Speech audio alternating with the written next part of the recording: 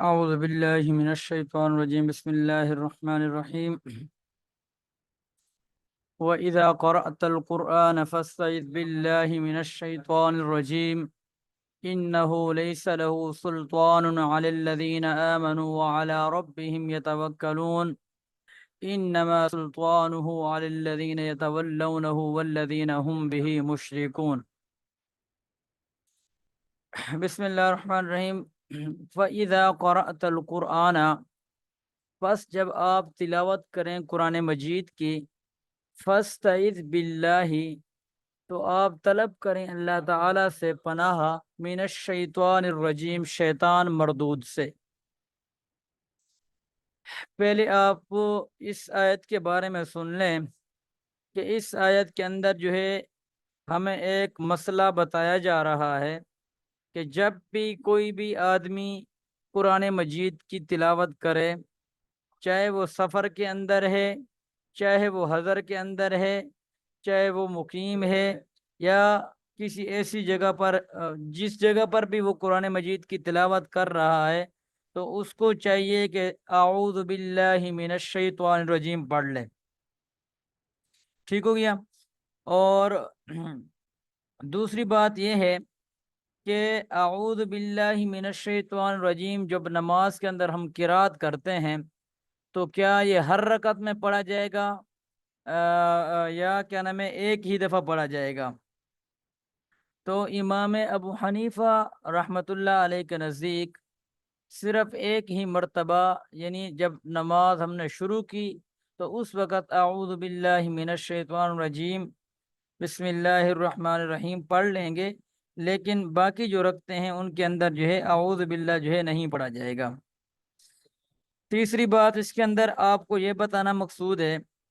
کہ قرآن مجید کی تلاوت جو ہے ہم بار بار کرتے ہیں، تو آیا قرآن مجید کی تلاوت کرتے ہوئے ہر وقت ہمیں اعوذ باللہ پڑھنا پڑے گا یا ہر سورت کی شروع میں ہمیں اعوذ باللہ پڑھنا پڑے گا یا نہیں؟ تو مفسرین حضرات نے یہ مسئلہ لکھا ہے کہ اگر آپ قرآن مجید کی تلاوت کر رہے تھے اور تلاوت کرنے کے بعد آپ نے کسی کے ساتھ بات چیت کر لی ہے، کوئی خارجی کام کر لیا ہے، تو اس وقت تو آپ کو اعوذ باللہ دوبارہ پڑھنی چاہیے، یعنی آپ کو پڑھنی پڑے گی دوبارہ اعوذ باللہ من الشیطان الرجیم۔ ورنہ ایک ہی قرآن کی جب آپ تلاوت کر رہے ہیں تو اس وقت صرف ایک ہی دفعہ اگر آپ پڑھ لیں گے تو یہ کیا نام ہے سنت پر عمل ہو جائے گا، اور ایک ہی دفعہ قرآن اعوذ باللہ جو ہے وہ کافی۔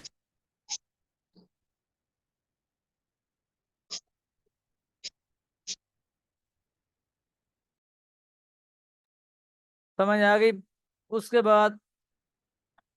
ایک بات یہ کہ تلاوت قرآن مجید کے علاوہ کسی بھی کوئی دوسری بات کتاب ہے یا کیا نام ہے کلام ہے کوئی اور ہے تو وہاں پر جو ہے اعوذ باللہ پڑھنا ضروری نہیں ہے، البتہ وہاں پر اگر کوئی اچھا کتاب ہے یا کیا نام ہے کوئی اچھا کلام کوئی پڑھ رہا ہے تو وہاں پر بسم اللہ پڑھ لے۔ ٹھیک ہو گیا؟ تو یہ چند باتیں تھیں اعوذ باللہ کے بارے میں نے آپ حضرات کو بتا دیں۔ اور ایک آیت کے اندر آیا ہے کہ قرآن مجید جو ہے اس کو بغیر وضو کے، بغیر طہارت کے نہیں پڑھنا چاہیے۔ تو کیا نام ہے تو جب بھی ہم قرآن مجید کی تلاوت کریں تو کیا نام ہے ہمیں وضو کے ساتھ جو ہے قرآن مجید کی ہم جو ہے وہ تلاوت کریں اور کیا نام ہے ہم اس کو پڑھیں۔ جی بسم اللہ الرحمن الرحیم یہ ہو گیا۔ اس کے بعد اگلی آیت ہے، یہ شیطان کی بات ہی چل رہی تھی۔ پچھلی آیت کے اندر جو ہے اعمال صالح کا حکم دیا گیا تھا، اور اس آیت کے اندر ہے جو اعمال صالح کو روکنے کا ذریعہ وہ شیطان سبب بنتا ہے، کیونکہ شیطان جو ہے وہ اعمال صالح یعنی نیک اعمال نہیں کرنے دیتا۔ تو اس آیت کے اندر اس شیطان کا ذکر کیا گیا کہ جو ہے انسان کو وسوسے ڈالتا ہے اور نیک اعمال کرنے سے روکتا ہے۔ آگے فرمایا کہ انہ لیس لہ سلطان علی الذین آمنوا وعلی ربہم یتوکلون، بے شک اس کا زور نہیں چل سکتا یا وہ زور अवर नहीं हो सकता अलल्लज़ीना उन लोगों के ऊपर आमनु जो ईमान लाए हैं व अला रब्बिहिम यतवक्कलूना और वो अपने रब के ऊपर भरोसा रखते हैं। यानी जो लोग ईमान लेकर आए हैं उनके ऊपर तो शैतान का बस नहीं चल सकता। आगे फरमाया कि इन्नमा सुल्तानुहु अलल्लज़ीना, बस उस शैतान का जोर जो है वो उन लोगों के ऊपर है यतवल्लौनहु, जो उसके दोस्त हैं,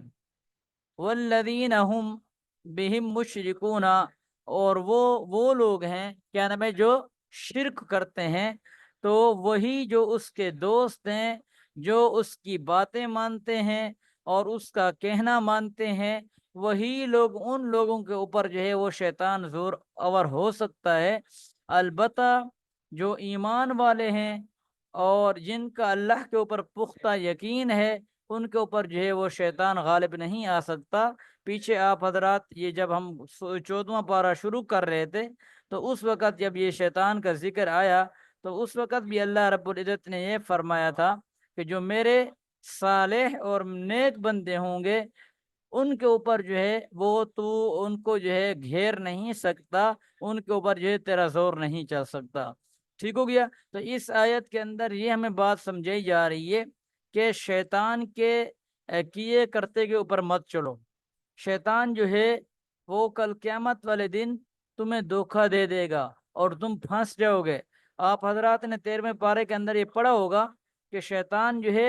वो कल क़यामत वाले दिन मुकर जाएगा और वो ये कहेगा कि मैंने तो तुम्हें गुनाहों की तरफ सिर्फ तुम्हारे दिल में एक वसवसा डाला था। अगर जिना किया था तो वो आपने खुद किया था, अपनी मर्जी से किया था। अगर कोई और बुरा काम किसी को कत्ल किया था, वो आपने अपनी मर्जी के साथ किया था। अगर आपने चोरी की थी, वो आपने अपनी मर्जी के साथ की थी। वो आगे से ये भी कहेगा कि अगर कोई आप में से ये बता दे कि मैंने किसी का हाथ पकड़कर उसको ये मजबूर किया था और आपने मुझे देखा था कि मैंने जो है ये कहा हो आपको कि आज जिना कर लो, या मैंने आपको ये कहा हो कि चोरी कर लो, या मैंने आपको ये कहा है कि आप झूठ बोल लो, या मैंने आपको ये कहा हो कि या आप जो है फलां बंदे को कत्ल कर लो, या फलां दो घरानों और दो क्या नाम बिरादरी के दरमियान जो है वो नफरत फैला दो। बल्कि वो तो सिर्फ ये कहेगा वक़ाल शैतानु लम्मा कुज़ियल अम्रु इन्नल्लाह वअदकुम वअदल हक़्क़ि व वअदतुकुम फ़अख़लफ़्तुकुम। वो तो ये कहेगा मैंने सिर्फ तुम्हारे दिल के अंदर जो है वो तो वसवसा डाला था। ठीक हो गया? तो हमें इस आयत से यही सबक दिया जा रहा है कि क्या नाम है मरने से पहले मरने की खूब तरह तैयारी होनी चाहिए और हर वक़्त जो है मौत को याद करना चाहिए। ऐसा ना हो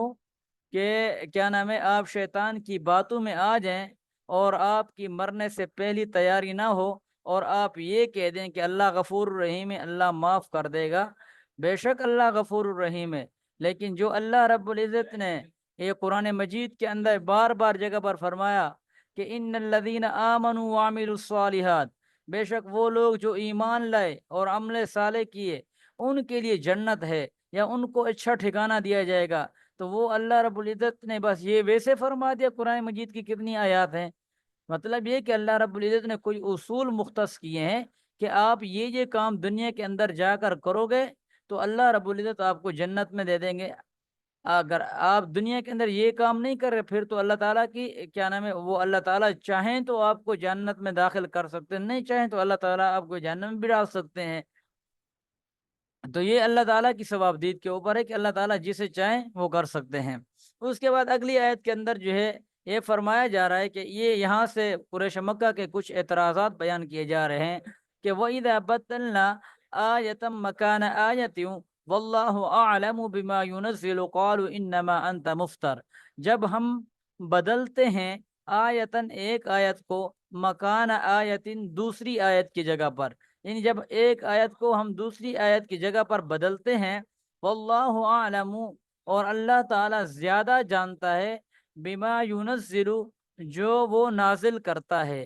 क़ालू वो कहते हैं इन्नमा अंत मुफ्तर, बेशक तू जो है वो घड़ रहा है या तू जो है वो झूठ बोलने वाला है। बल अक्सरुहुम ला यालमूना, बल्कि उनमें से जो अक्सर हैं वो जानते नहीं हैं। اس آیت کے اندر جو ہے اللہ رب العزت یہ بیان فرما رہے ہیں کہ جب ہم، چونکہ آپ صلی اللہ علیہ وسلم کے اوپر جب قرآن مجید نازل ہوتا تھا، بعض اوقات یہ ہوتا تھا کہ وقت کے ساتھ ساتھ کوئی آیت جو ہے وہ نازل ہوتی تھی، اور وہ کوئی حکم نازل ہوتا تھا، اور اس کے بعد جو ہے اللہ رب العزت جو ہے وہ اس حکم کو منسوخ کر دیتے تھے، اور اس حکم کی جگہ پر کوئی نیا حکم لے آتے تھے۔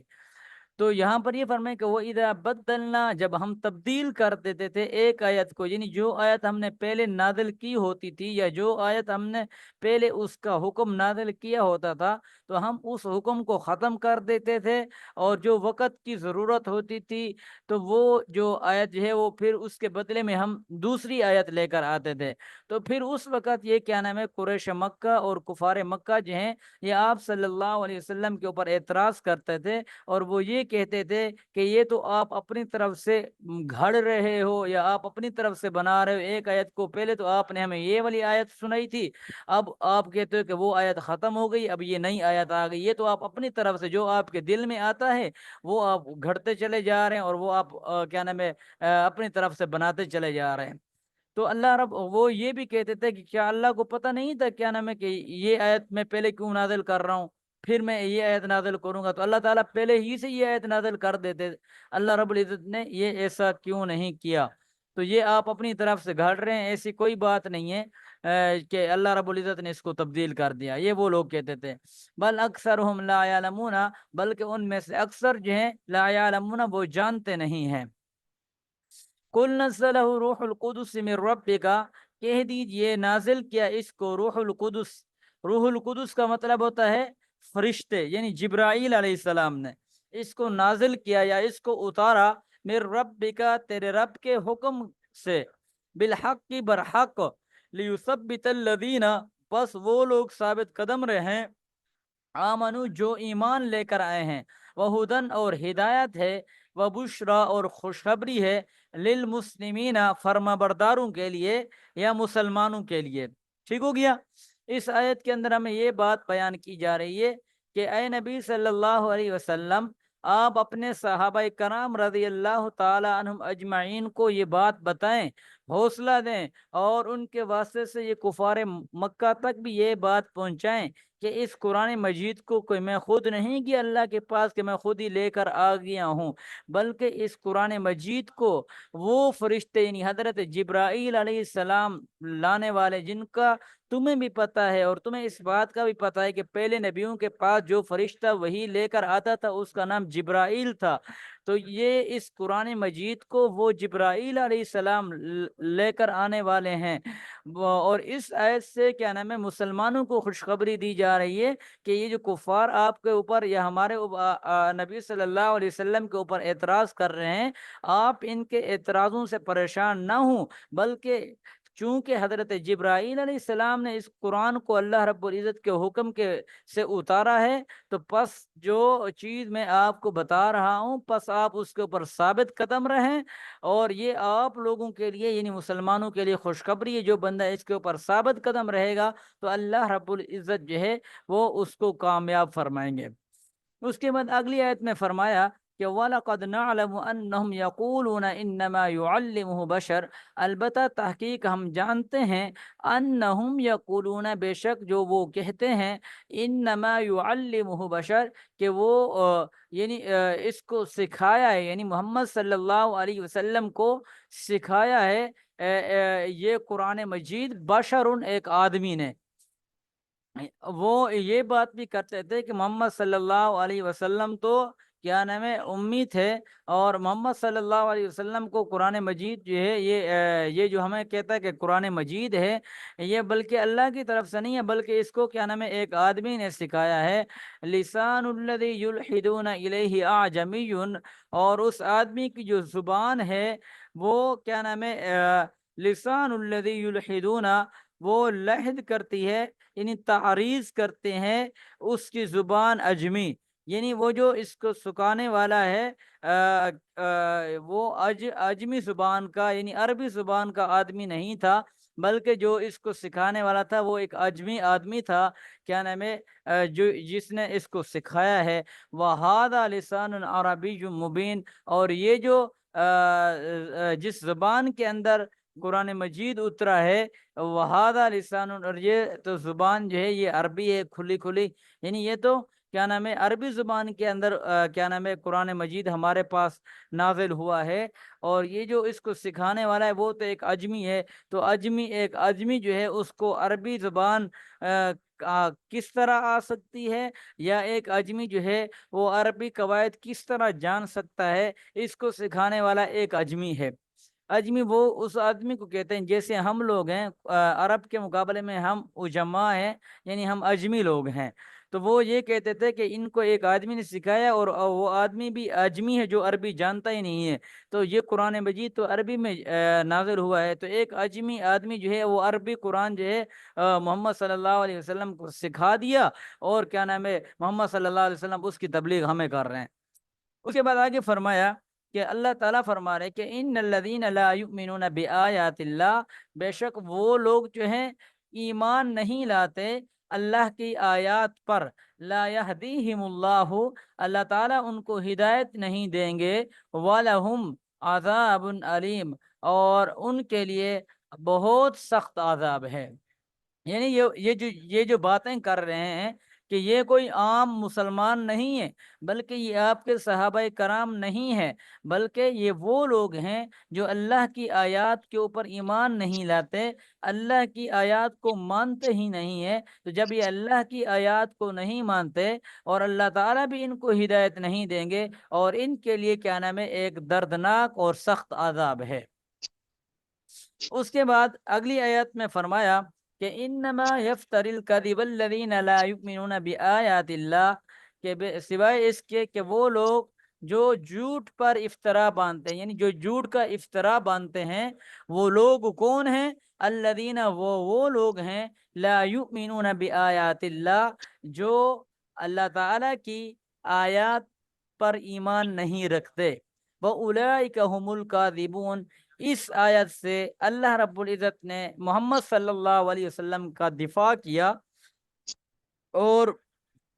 ان لوگوں کی تردید کی جو محمد صلی اللہ علیہ وسلم کو جھوٹا کہتے تھے۔ تو اللہ تعالیٰ فرما رہے ہیں کہ وَأُولَئِكَ هُمُ الْكَاذِبُونَ، کہ یہی وہ لوگ ہیں جو جھوٹے ہیں، یعنی محمد صلی اللہ علیہ وسلم تو بالکل برحق اور سچ بات آپ کے سامنے بیان کر رہے ہیں، البتہ یہ وہ لوگ ہیں جو جھوٹے ہیں، اور یہ محمد صلی اللہ علیہ وسلم کے اوپر جھوٹ بول رہے ہیں، اور یہ جو ہے کیا نام ہے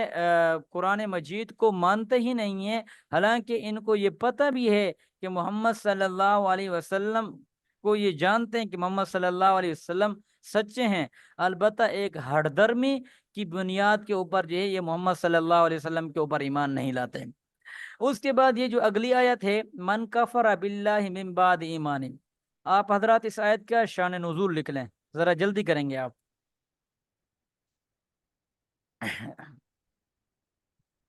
یہ آیت مبارکہ جو ہے کچھ مخصوص صحابہ کرام رضی اللہ تعالی عنہ کے بارے میں نازل ہوئی، جن کو مشرکین نے گرفتار کر لیا تھا۔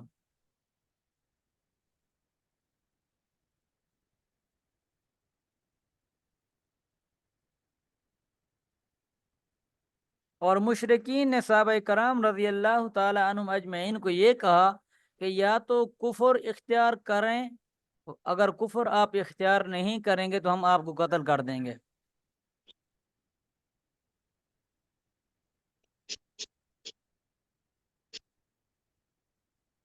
آپ لکھ رہے ہیں؟ مجھے جواب دے دیں، آپ لکھ رہے ہیں یا میں ایک دفعہ جلدی سے بتا دوں، آپ ریکارڈنگ بعد میں سن لیں گے؟ لکھ رہے ہیں استاد جی۔ جی باقی حضرات بھی لکھ رہے ہیں عرفان بھائی کے علاوہ؟ جی استاد جی۔ جی، یہ آیات ان صحابہ کرام رضی اللہ تعالیٰ عنہم کے بارے میں نازل ہوئی جو مشرکین نے جن کو گرفتار کر لیا تھا، اور مشرکین نے ان کو کہا تھا کہ یا تو آپ کفر اختیار کر لیں، یا اس کے اگر کفر آپ اختیار نہیں کرتے تو ہم جو ہے آپ کو قتل کر دیں گے۔ اب آپ حضرات کو یہ بھی پتہ ہونا چاہیے کہ وہ صحابہ کرام کون تھے۔ گرفتار ہونے والے جو صحابہ کرام تھے ان میں حضرت عمار اور ان کے والدین، حضرت عمار اور ان کے والدین، والد کا نام تھا یاسر اور والدہ کا نام تھا سمیہ۔ حضرت عمار اور ان کے والد یاسر اور والدہ سمیہ،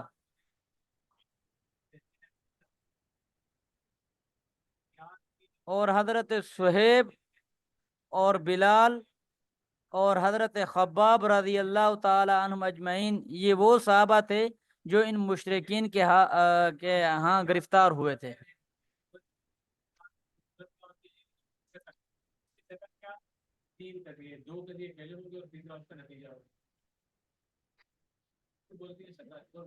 جن میں سے حضرت یاسر، یہ جو میں نے اوپر لکھوایا ہے، یاسر اور سمیہ،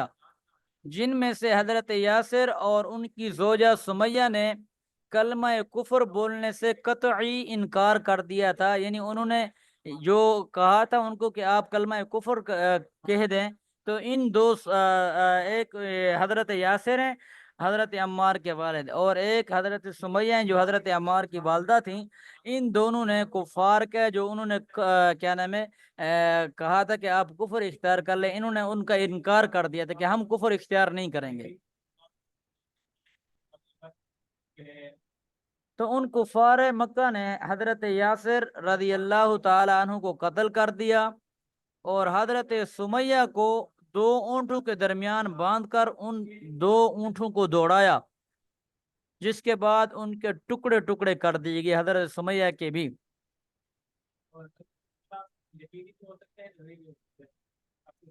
تو اسی طرح یہ حضرت یاسر اور حضرت سمیہ یعنی شوہر اور بیوی، یہ دونوں اللہ کے راستے میں شہید ہو گئے، اور یہ دو آدمی، یہ ایک آدمی یعنی مرد اور میاں بیوی، یہ شہیدوں میں سے، مسلمان شہداء میں سے سب سے پہلے شہید ہیں یہ دو،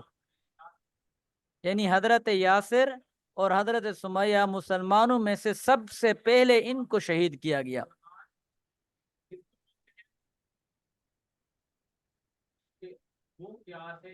اس کے بعد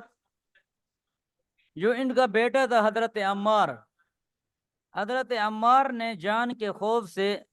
زبانی اقرار کفر کر لیا، یعنی زبانی طور پر انہوں نے کہہ دیا ٹھیک ہے میں کلمہ کفر قبول کرتا ہوں، مگر دل ان کا ایمان حضرت پر عمار مطمئن۔ نے جی حضرت عمار نے جی جی، اب یہ بات چل رہی ہے نا کہ جی حضرت عمار رضی اللہ عنہ نے جان کے خوف، یعنی انہوں نے یہ کہا کہ ہم آپ کو قتل کر دیں گے، اس خوف سے انہوں نے ان کے سامنے زبانی جو ہے کفر کا اقرار کر لیا کہ ہم جو ہے میں جو ہے کیا نام ہے کفر کرتا ہوں، مگر دل ان کا ایمان پر مطمئن اور جمع ہوا تھا، یعنی دل کے اندر کسی قسم کا کفر کو وہ قبول انہوں نے نہیں کیا، بلکہ دل جو ہے ان کا ایمان کے اوپر مضبوط اور جمع ہوا تھا۔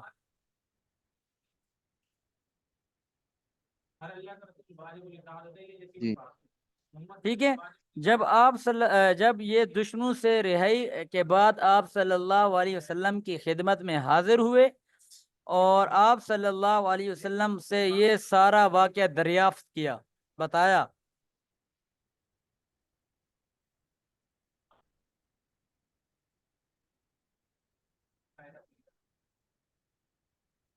تو آپ صلی اللہ علیہ وسلم نے حضرت عمار رضی اللہ تعالی عنہ سے پوچھا کہ جب تم یہ کلمہ بول رہے تھے، یعنی جب تم زبان سے کفر کا اقرار کر رہے تھے، تو تمہارے دل کا کیا حال تھا؟ تمہارے دل کی اس وقت کیا حالت تھی؟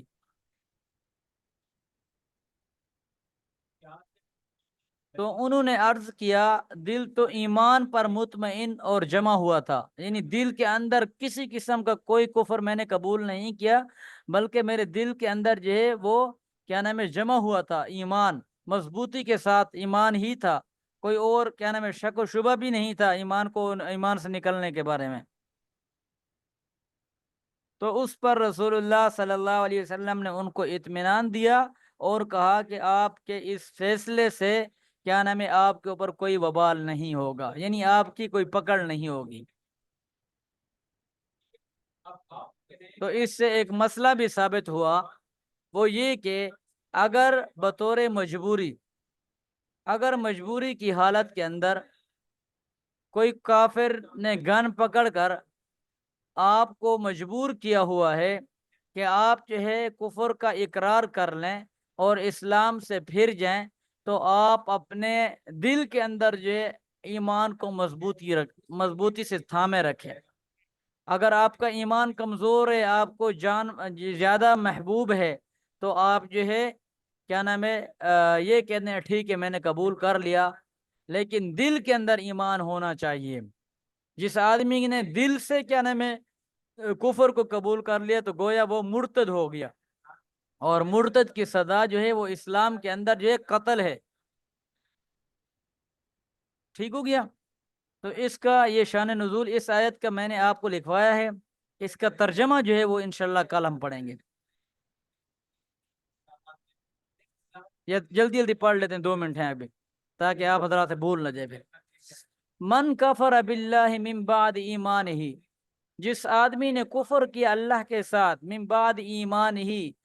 ایمان لانے کے بعد، یعنی جس آدمی نے ایمان لانے کے بعد جو کفر کیا، اب جس آدمی نے ایمان لانے کے بعد کفر سے مراد وہ کفر کیا کہ دل کے اندر بھی اس نے کفر کیا، تو یہ آدمی مرتد ہے اور اس کی سزا جو ہے وہ قتل ہے۔ الا من اکریا، مگر کہ وہ شخص اکریا جس کو مجبور کیا گیا ہو۔ مجبور کیا ہو گیا کا مطلب میں نے آپ حضرات کو بتا دیا کہ مجبوری کی حالت کے اندر زبردستی اس سے یہ کہا جائے کہ آپ جو ہے کلمہ کفر کہیں۔ وَقَلْبُهُ مُطْمَئِنٌ بِالْإِيمَانِ، اور اس کا جو دل ہے وہ مطمئن ہے ایمان کے ساتھ۔ وَلَكِن مَّن شَرَحَ بِالْكُفْرِ صَدْرًا فَعَلَيْهِمْ، اور لیکن من شرح جو کھولے یعنی جس کے دل کے اندر جو ہے کفر ہو، من شرح بالکفر صدرن کا مطلب ہے جس کے سینے کے اندر جو ہے وہ کفر ہو، یعنی جو دل سے کفر کو قبول کرے، فعلیہم، پس ان کے اوپر جو ہے وہ غضب ہے من اللہ، اللہ تعالیٰ کی طرف سے، وَلَهُمْ عَذَابٌ عَظِيمٌ، اور ان کے لیے جو ہے وہ بہت بڑا عذاب ہے۔ ایسا آدمی جو ہے جو بطور مجبوری کے اندر، جس کے اوپر گن پکڑ کر یہ کہا گیا کہ آپ جو ہے کلمہ کفر کہہ دیں، تو وہ آدمی اس کے اندر داخل نہیں ہے، جیسے حضرت عمار رضی اللہ تعالی عنہ کے بارے میں یہ آیت نازل ہوئی، ان صحابہ کرام جن میں سے ایک حضرت عمار بھی تھے، تو حضرت عمار رضی اللہ تعالی عنہ نے جان کے خوف کی وجہ سے کلمہ کفر کہا زبانی طور پر، لیکن دل کے اندر ان کا ایمان مضبوط تھا، تو آپ صلی اللہ علیہ وسلم نے فرمایا اس کا آپ کے اوپر آپ کو کوئی وبال نہیں ہوگا۔ البتہ وہ آدمی جو دل کے ساتھ جو ہے دل کے اندر بھی کفر کو قبول کرتا ہے، تو وہ آدمی مرتد ہو جاتا ہے، اور مرتد کی سزا جو ہے وہ اس کا کیا نام ہے اس کے خلاف جنگ ہے اور اس کو قتل کرنا ہے۔ تو جو آدمی مجبوری کی حالت میں اگر کسی نے کلمہ کفر کہہ دیا جان بچانے کی خاطر، تو اس کے اوپر کسی قسم کا اس طرح کا کوئی وبال نہیں آئے گا۔ تو یہ اس کی آیت تھی۔ اس کے بعد تھوڑی سی اس کے اندر مزید تفصیل ہے کہ اکراہ کسے کہتے ہیں، اکراہ کی پھر کتنی قسمیں ہیں، میں انشاءاللہ وہ آپ کو اگلی نشست کے اندر جو ہے میں آپ کو لکھوا دوں گا انشاءاللہ۔ جزاک اللہ خیرہ، آپ حضرات کا شکریہ۔